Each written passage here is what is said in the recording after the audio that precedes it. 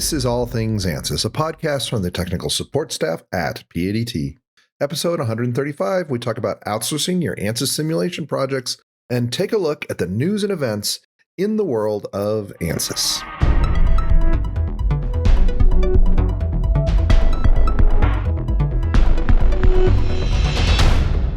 Hi, my name's Eric Miller, and I'm one of PADT's owners and your host for the All Things Ansys podcast. Greetings from the beautiful Colorado Springs, Colorado. I'm feeling a bit alone and creeped out in a giant Santa Fe-style Airbnb just down the street from the world-famous Broadmoor Resort.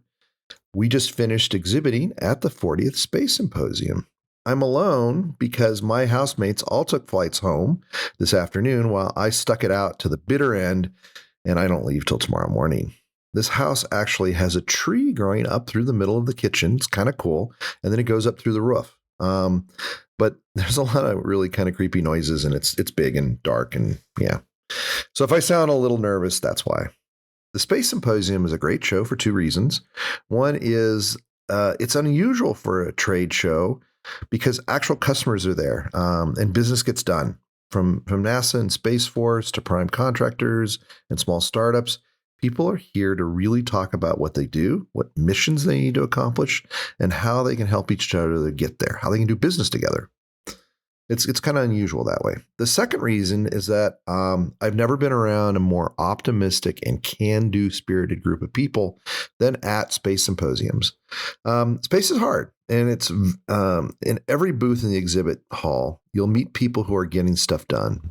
They're doing the hard part and breaking down barriers every day. You know, it may be a booth that's, somebody that does logistics for components, or could be a machine shop. It could be a company that's got a piece of software that allows you to navigate places. It's maybe one of the companies in our booth for the Arizona space industry has a new space drone. That's a really cool application. So, yeah, it's really cool. And once again, PADT hosted the Arizona Space Industry booth. We also had our Ansys sales team and frequent guest on this podcast, Doug Otis, helping out in the huge Ansys booth. It's really a big part of this event, is the Ansys booth. They host gambling night. It's casino night, I should say. It's really great. Then some of our 3D printing technical and sales team were pitching in that Stratasys booth down the hall from the Ansys booth. Every day, I met so many great people and had so many great conversations. I'm exhausted. Maybe I sound not just a little nervous, but a little tired. But I don't really want it to be over. It's such a great show. If you work in space at all and you haven't been to the Space Symposium, you need to save up your pennies and come out to Colorado Springs in April. It's not a cheap show. It's one of the most expensive shows we go to, but it's well worth the cost. Everybody always says that at the end of the event. So highly recommended. Okay. Let's talk about this month's interview. We're doing something a bit different in that we are not going to talk about an Ansys product or some technical aspect of Ansys. We're going to talk about outsourcing Ansys simulations to a company like PADT. I mentioned on the podcast many times that we do consulting as a service. And we got a lot of questions over the years, recently especially about, how do we even do outsourcing? So I'm joined by PADT's Tyler Shaw and Jeff Wells to answer some questions and offer some suggestions on getting the most out of your consulting dollars, whether you use them with PADT or someone else. Afternoon, everybody. It's a Friday afternoon here at PADT, and we're going to do something a little bit different. Oftentimes, when I'm out and about and I'm talking to people who do simulation, customers and users, I get asked, when I don't have the right license or I don't have a user for a capability, what should I know before I outsource, right? If I want to hire somebody to do this for me, what does that look like? And I thought that'd be a great topic for a podcast. So to help me, instead of me answering that question, as frequent listeners know, I've had my management lobotomy, so I don't know if I know the answer. I'm going to bring on board the people that do. So I'm joined today by Jeff Wells, who is our business development director for simulation and product development consulting, and Tyler Shaw, who's our vice president of engineering, and he is the person that's actually responsible for that outsourcing with our team of fantastic engineers. So a little bit different today. Thanks, Jeff. Thanks, Tyler, for joining me on this Friday afternoon. Happy to do so. Yeah. Good to have you guys. Um, let's get started with Jeff. Why don't you kind of give a basic background about yourself and how you ended up doing biz dev, and then we'll do the same thing with Tyler. Sounds good. Yeah. So, Jeff Wells, I'm as Eric said, Director of Business Development here at PADT. I actually have a degree in aerospace engineering from ASU. I'm a Sun Devil. Started out my career doing aircraft part design, designing parts and pieces for actually Airbus aircraft. Did that for a number of years, and then got in with a company that was doing more machining and more contract manufacturing, and that was looking to expand their engineering department. So did project management, design work, did a lot of stuff for them. And then as the short story to business development is, as I started doing things like this and going and talking to customers, and the ownership of the company asked me to go out and meet people and scope projects, it became, hey, you do that because you don't mind doing that, and you've got the expertise and you understand engineering, so you're a great conduit between them and us. And so that's how I got pulled into business development, and here I am, really kind of 25 years later, after starting having those conversations to working here at PADT and doing business development here. So that's a little bit of Excellent. my background and a little bit Mhm. about how I got to where I'm doing now. Excellent, excellent. And we'll talk about that expertise, that how important that is when we get into the questions. But Tyler. Hey, Eric, thanks for having me on. Let's see, my background, by training and education is in material science. Mhm. But now I've spent a long time in aerospace doing rocket development. Uh, Spent a decent chunk of time actually in wind turbines and renewable energy. And then more recently, in consumer products, doing innovation and research for high performance golf equipment. Very Um, cool. yeah, no, it's really fun. So part of my training, I get to make the joke that I used to break things as a material scientist, and now here at PADT, I get to help people make things. So Yeah. it's been a pretty fun journey. Yeah, it's great, and yeah, that high end golf equipment is pretty technical. It's a lot of simulation, lots of prototyping, lots of design, lots of innovation. It's kind of a cool industry, but we're not here to talk about that. That would have been a great podcast back when you weren't there. Let's Mhm. and we're going to talk about doing business with PADT for your outsourcing, but you know, you don't have to use us. Hopefully, this advice will be applicable, but we don't know how other people do it, so we're going to talk about doing business with PADT when it comes to this. So, I'm going to start right here at the top. And I'll ask this to Jeff because I'm sure you get this question all the time. What's the main benefit of outsourcing your ANSYS simulation projects to PADT? Well, I think where we really highlight, or what really gets highlighted in working with us, is that we just really know the tools really well. Hmm. So oftentimes we've got customers or people come to us and say, hey, and the reason they're outsourcing is because, hey, we're using, let's say, Ansys Mechanical for this, but we've got, we're using Ansys Mechanical for X, but we want to do Y with it, and we're just not quite up to speed with that. And we're not sure we're going to be able to do it as quickly as we Hmm. need to.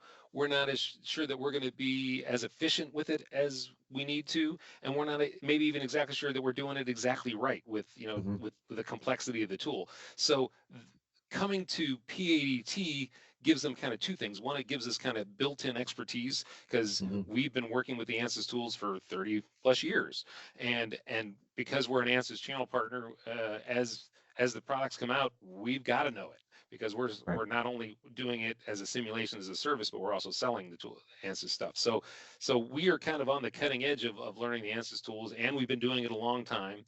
So asking us to do it, you know, brings a level of expertise, knowing that we're going to be able to do it quickly and efficiently, and Hmm. know what the right buttons to push.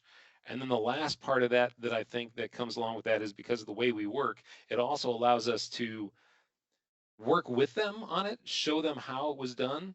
And if they decide that they want to then, if they need to use that capability more, they can look at their exact product line using that Hmm. simulation and get Yeah. the value of not only learning how to do that particular work with the Ansys tools or with that for that physics, but also get to see it in their specific application. So I think that's really the advantage there. Yeah, that's great. And that's certainly true of us and perhaps other people as well. So it's an important thing to note is that just because somebody knows how to run Ansys doesn't mean they may be the best outsourcing partner, right? There's more to it than that. So it's good to know. Um, so Tyler, how do we make sure that the simulation work we're doing for people has the quality and accuracy they're looking for? What do we do in our process to make sure we're giving them what they're asking for? Yeah, I think that's a really good question, Mhm. especially if you've never Right. outsourced before or Hmm. worked with somebody like us. So first thing is we go back to first principles, right? Hmm. We look and say we take a look at your physics that you're working on, and we put pen to paper and come up with the governing equations that say, hey, this is how we believe it should work on, and do kind of a first principles analysis. A lot of times it's pretty simple to make sure that we're getting the right units, the right forces are going the right place, the Hmm. right vectors, etc. And then as we progress through, the best scenario is when we have test data, right? Yeah. If we have real test data, that's kind of the golden rule for us is as a marker is Hmm. then we can compare whatever results after we do our first approach analysis. We go through and do maybe a first iteration, then we compare it Hmm. to those test results Hmm. and see what adjustments we need to make. Yeah. Um, Sometimes we don't have that, right? Yeah. Sometimes we don't have that test data. And so it's really contingent on the material properties Hmm.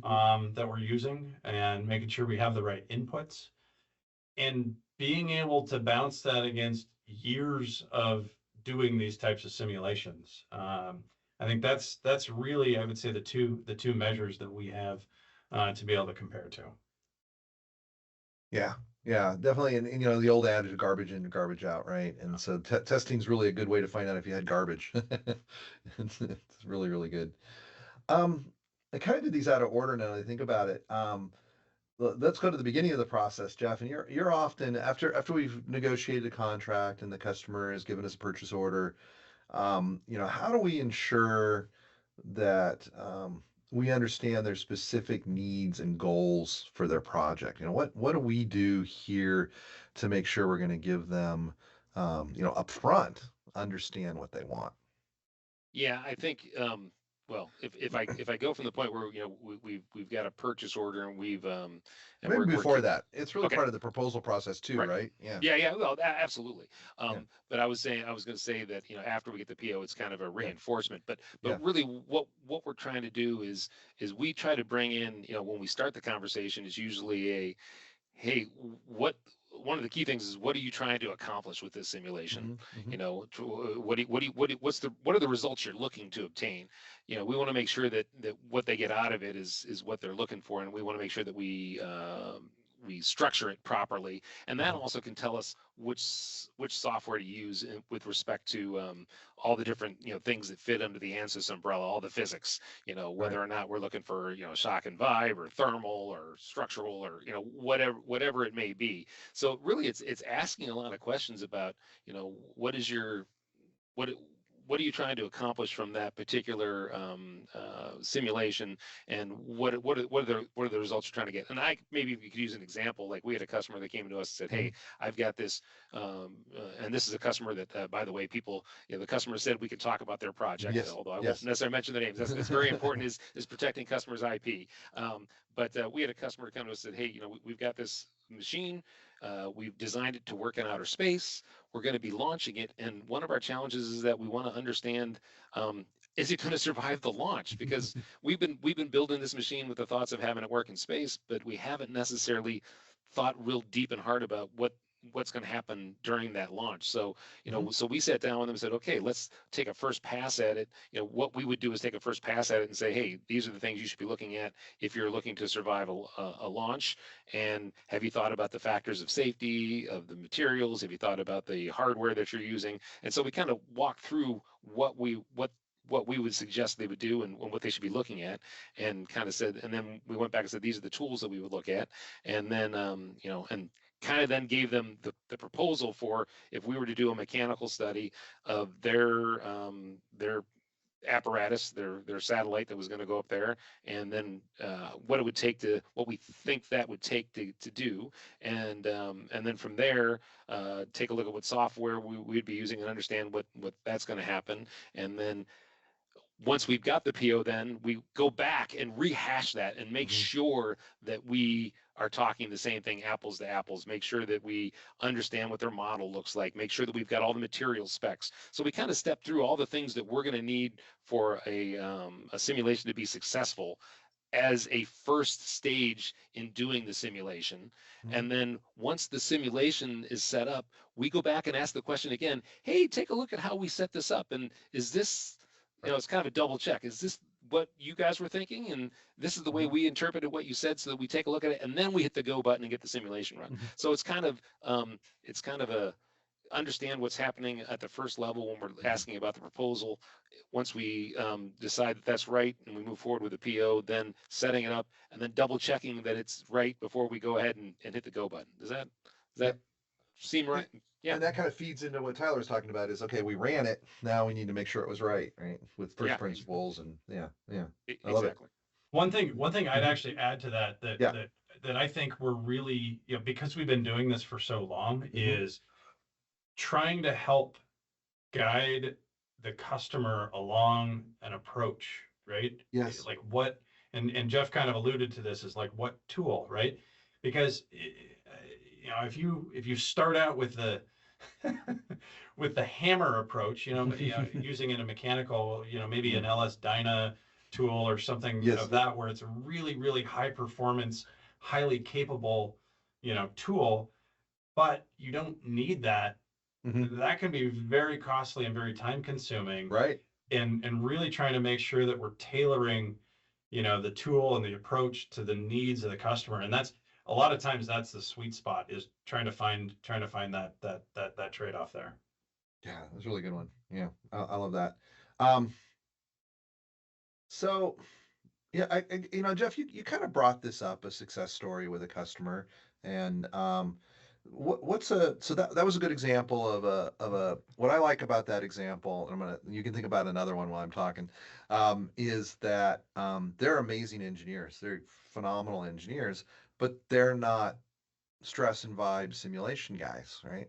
So they don't need that capability, they don't need that really experienced engineer to do that, except when they're ready to go for launch, right? And so it's a great example of, oh, we need that expertise right now for this one thing.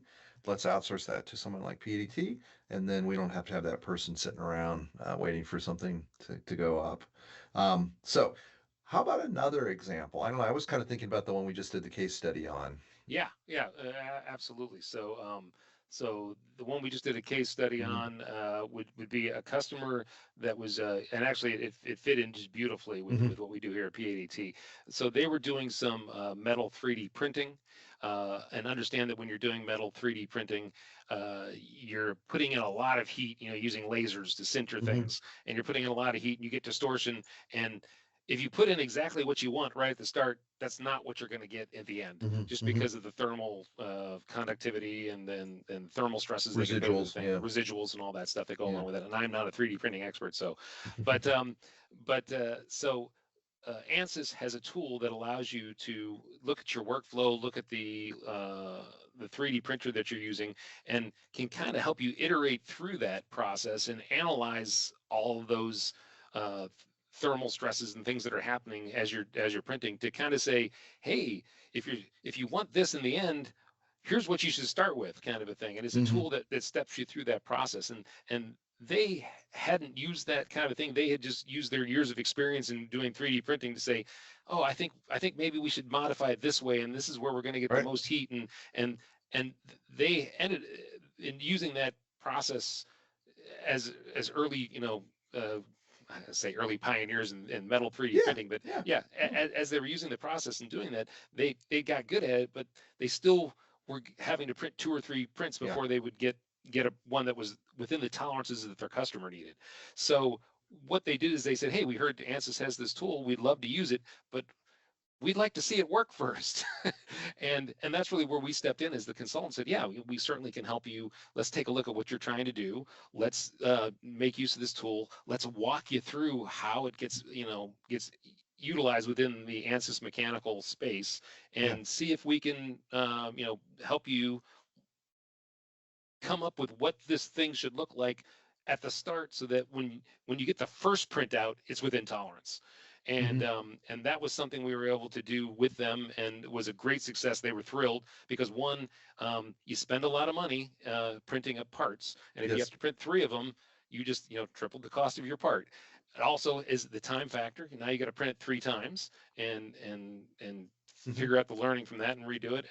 And this basically allowed them to go from having 3 prints to having 1 print. And they got the first print out within tolerance. In time. Beautiful, in time. Customer early. Customer was happy. So that was really a great exercise in reaching out to someone that had the expertise, as I said in the beginning of the conversation, where we know what tools are coming out on the platform, because we're a channel partner, and we have to learn that stuff up front. So we had a guy that had been messing around with it for quite some time. Certified. Certified in it. Yep. Exactly. Yeah, and it's another good example of, I think that customer is going to buy the product eventually. So, in order to justify it to their management, that expense for that additional Ansys license, this is a great way to do it, is work with us, and we'll certainly teach them how to use the tool as well when it's time. And another thing on that too, that I'd point out too, is that one of the other beauties of outsourcing something like that is that they didn't have to worry about getting that license and figuring out how to install it on their computer and making sure that it worked, and figuring out all the bugs, or if there was any bugs, and I don't know if there was any. I'm just saying that they didn't have to go through all that exercise, whereas they just said, can you guys do this? And we just plugged it in and went, because we had already done all that stuff. So that's one of the other advantages about going to a consultant, as opposed to trying to bring it in and do it yourself. You don't have that hardware set up. Especially in a rush job like that, right? Exactly. And so it went well. Hopefully they'll end up buying a seat, right? And that's a win-win for everybody. Yeah. Tyler, do you have a favorite customer story you want to share? That's a really good question, Eric. I think that you can share, I guess, is the other question. Yeah, one of the ones that we were looking at is actually with a company that does some rooftop solar installations, and they had an interesting problem that they came to us with, and they were existing users of Ansys, and they were well versed in actually, I mentioned it before, in the LS Dyna tools. And they were working on a project doing some cost out on some of their aluminum extrusions. They wanted to kind of thin things out and change the cross section, but they had to be form, fit, function compatible with their existing hardware, so they didn't have to change kind of the interface tooling and things like that. And they came to us to look at some joining clips, and so we were able to get in and review kind of what they had done. So they, in this particular circumstance, they came to us with an existing design and analysis that they'd done, and said, hey, we'd like you to take a look at this. It's not giving us the results in test that we were expecting. Can you tweak this? And Jim, one of our wizards in LS Dyna, worked his magic, and was able to jump right in and really quickly be able to solve some of the problems for them. And I shouldn't say solve the problems, but identify maybe some issues in their original analysis that they could then go back into test to validate maybe some new assumptions that we had and some based on the new learnings. Example. And that one iterated a couple of times and ultimately it led to some design changes for their product and some cost savings, and some rather substantial cost savings. So that one was kind of a fun one to work on. That's a great one. Jeff, can we talk about the riverboat? The riverboat. The Nathan's riverboat. Nathan's riverboat. You're losing me on that one. I could probably jump in on that one. Because I've used that. I love that one. one of my very favorite. So that is a ocean-going vessel. Oh, okay. Now I know you're That was being simulated, and really what we're looking at was as the boat was in port, trying to look at trying to answer the question, what types of exhaust fumes were passengers going to see in different crosswind or downwind type applications? So let's say, for example, you're at one of the bottom decks, and you're heading out to sea, and the wind circulates behind the boat and basically backdrafts into maybe some of the passenger compartments. Right. That one was pretty interesting because it was by far the largest computed volume, right? In terms of cubic kilometers. Ship size, yeah. I think there was even one where you went under a bridge, and how did that affect it? Yeah. And so we were looking at different, and this was in this particular tool, we were looking at the Fluent tool set. So fluid, kind of a fluid dynamics workflow. And one of the reasons I like that is I use that was one of the very first proposals I worked with Jeff on as I started at PADT. And I was just amazed at like the fidelity of information that we could provide to our customers, so they could determine how do they want to engineer their smokestacks so they make a better, more pleasant ride for their passengers. Yeah, that's exactly right. That's exactly what I love that one. That's a good one. All right, we can talk about those things all we want, but we don't want to take up too much time. What about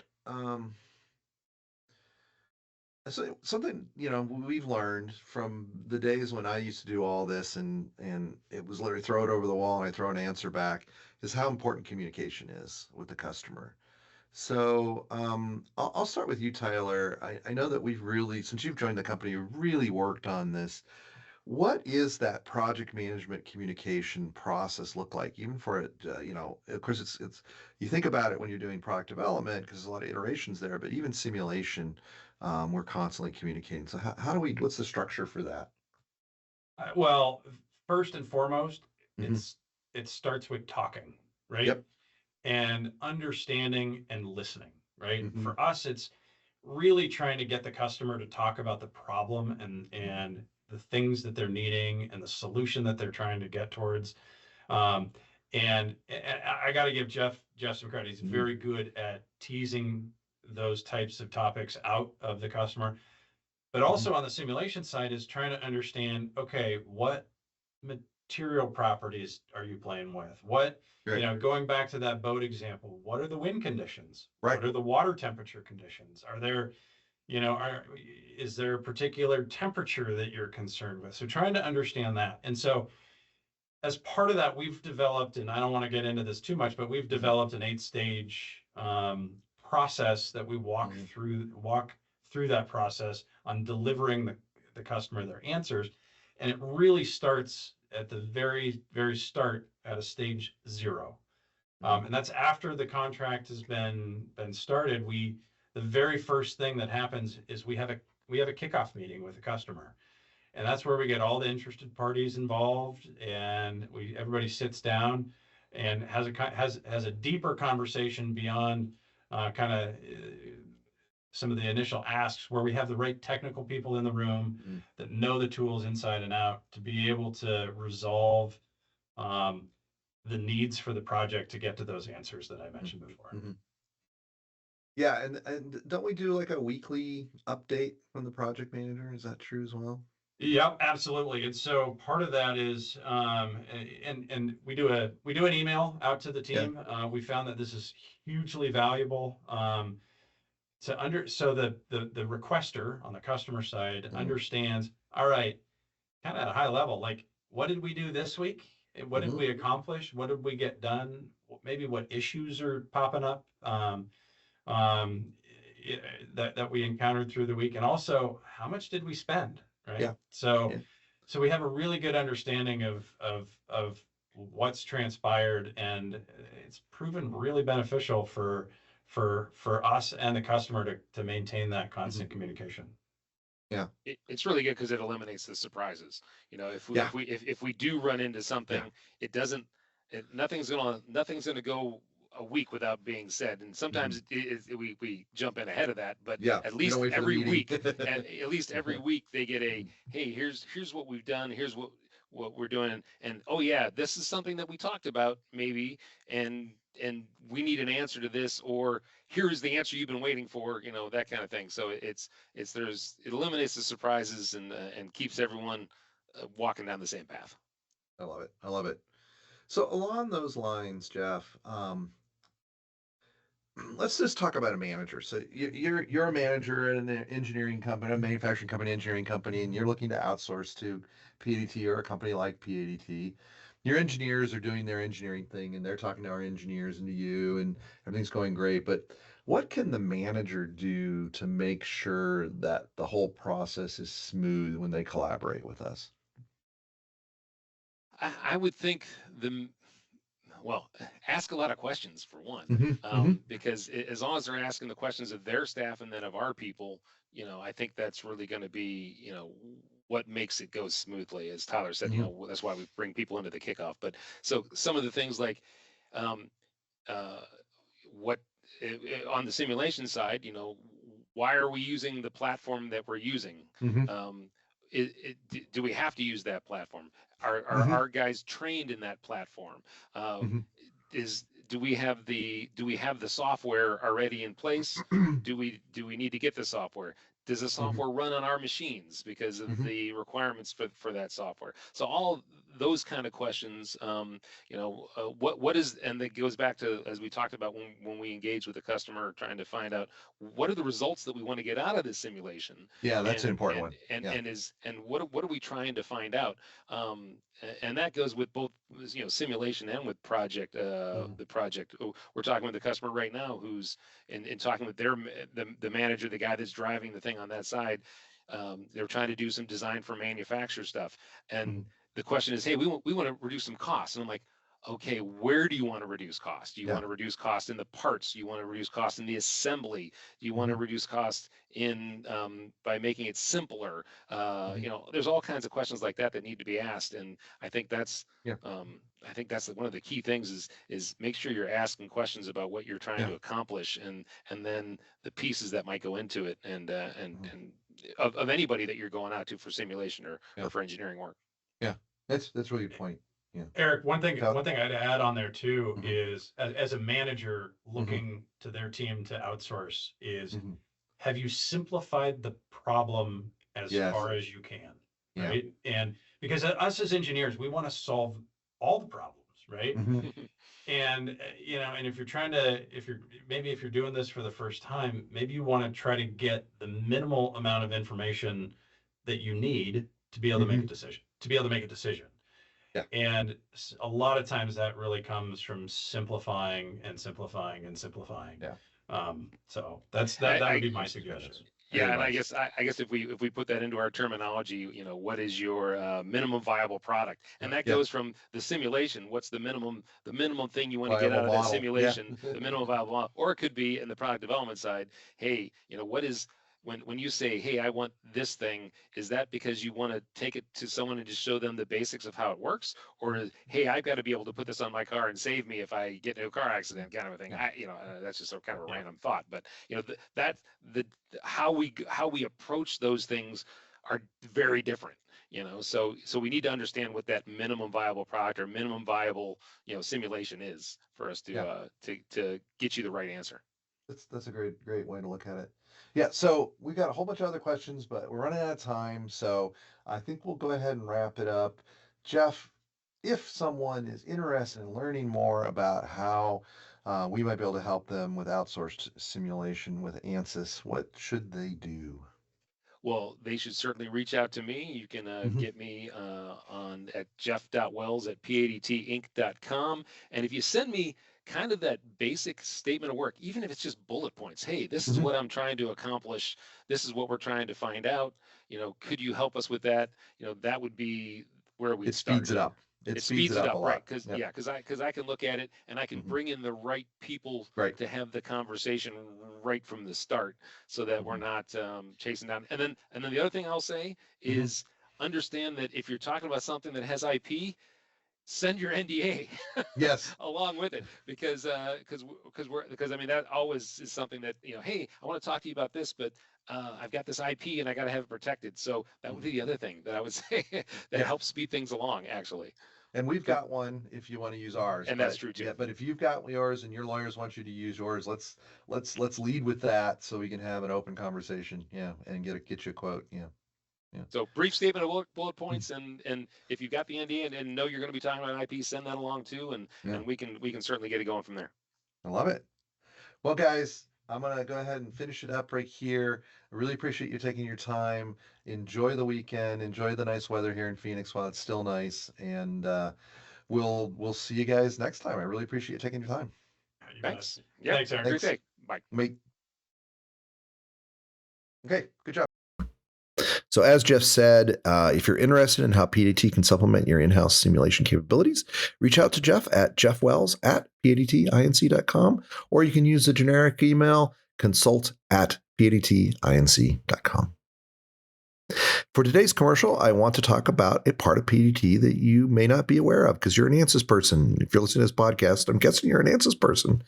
And that's our 3D printing services. When we started the company back in 1994, we were the first company providing 3D printing as a service in Arizona. Now, coming up on 31 years, we have a dizzying array of options for getting your geometry 3D printed.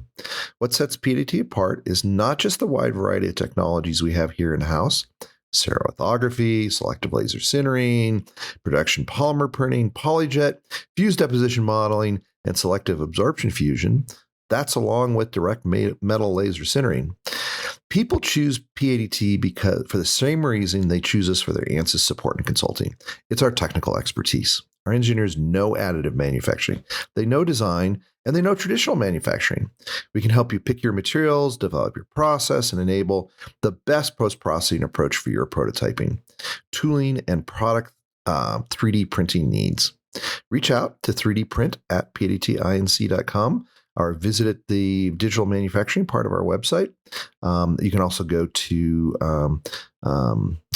any portion really of our website points to the 3D printing stuff. And then you can give us a call at 480-813-4884 and let's start getting going on your next 3D printing project.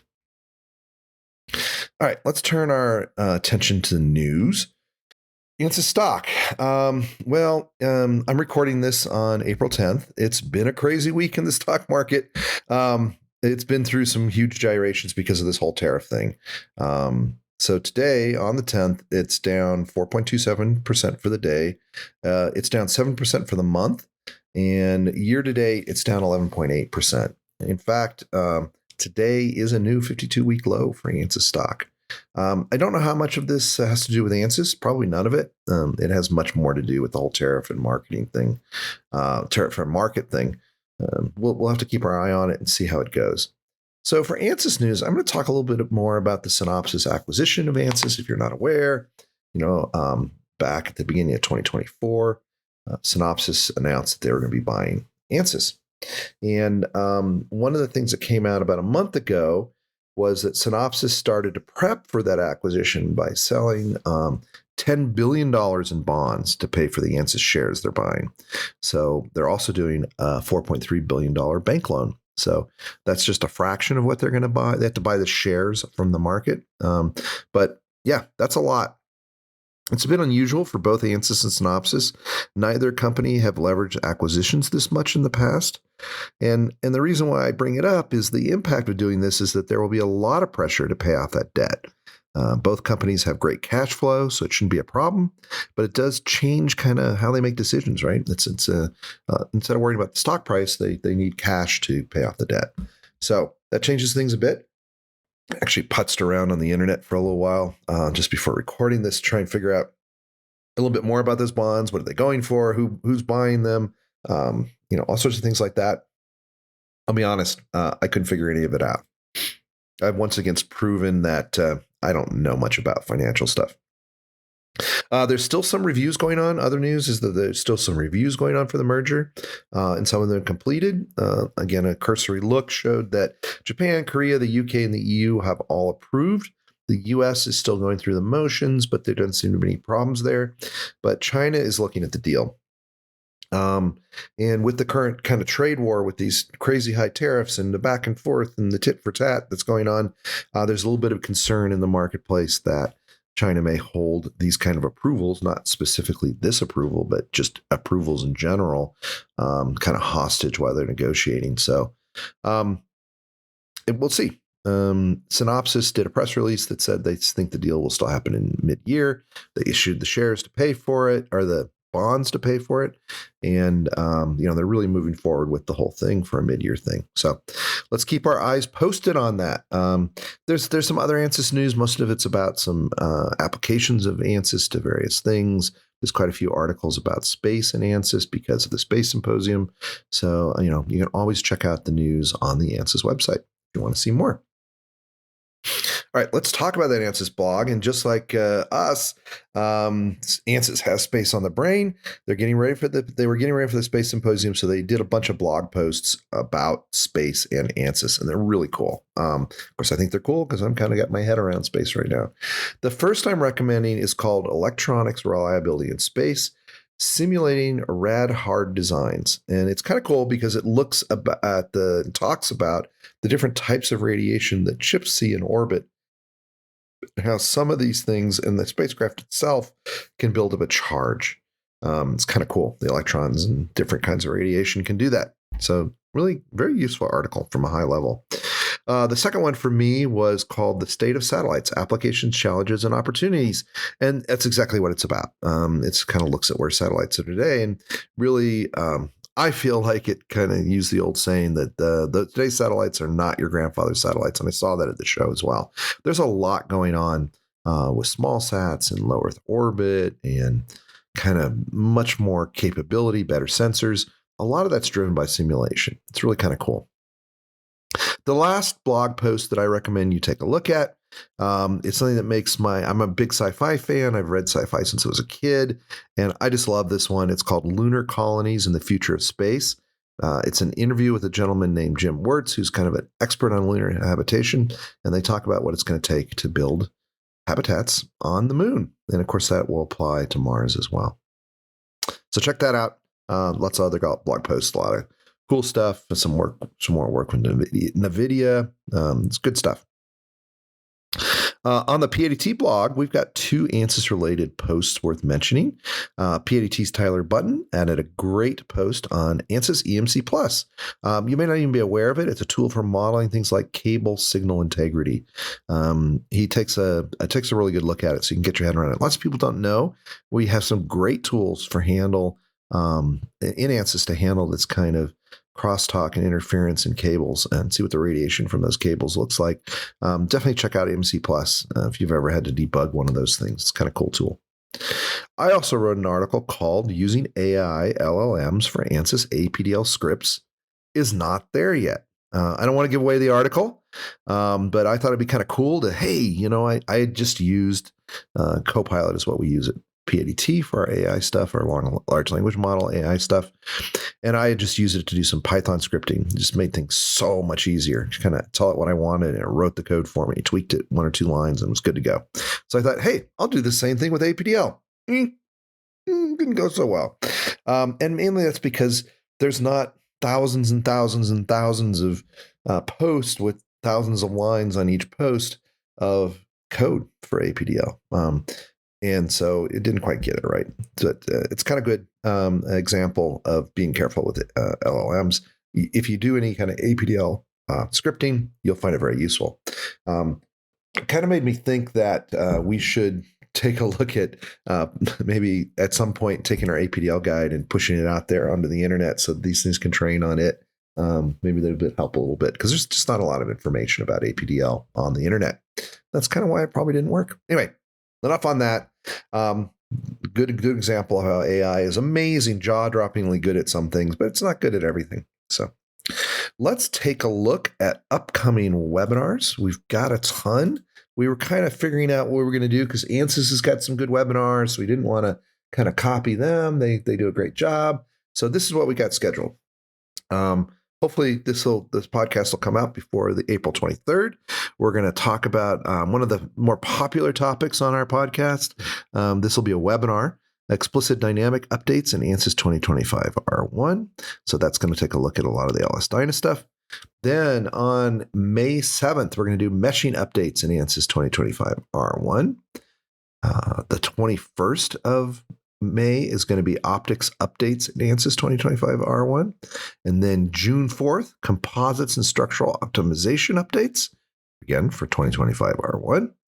Then we're going to get into the Fluent. We're going to do Fluent CPU, the user interface, and the UX updates. Then we're going to do electric machine and consumer electronic updates for 2025 R1, and then start down the road of taking a look at HFSS. Again, that's an HFSS updates in Ansys 2025 R1 webinar. These are all webinars that PADT puts on with our own engineers creating the content and kind of giving you the inside poop on what's going on with these new capabilities. So do check those out. We don't usually get that in depth on this podcast. You don't have to be a PADT customer to enjoy it. To figure it out, just go to our website, then go to our About Us part of the menu and pick webinars. That should work for you just fine. So that's what we have coming up from a webinar standpoint. We don't have really any events worth speaking about. This was kind of our last one for a while. And that's pretty much it. So I want to say thank you once again for listening to our podcast. No creepy things came out of the basement, and didn't hear any pipes doing anything or anybody walking outside or on the roof. So everything's fine here in my little massive Santa Fe style Adobe house. Anyway, thanks again. And don't forget to subscribe to www.padtinc.com/opt-in. That's for our newsletter. Do spread the word. Do subscribe to this podcast so you get it downloaded every time you put it out there. And as always, don't hesitate to reach out.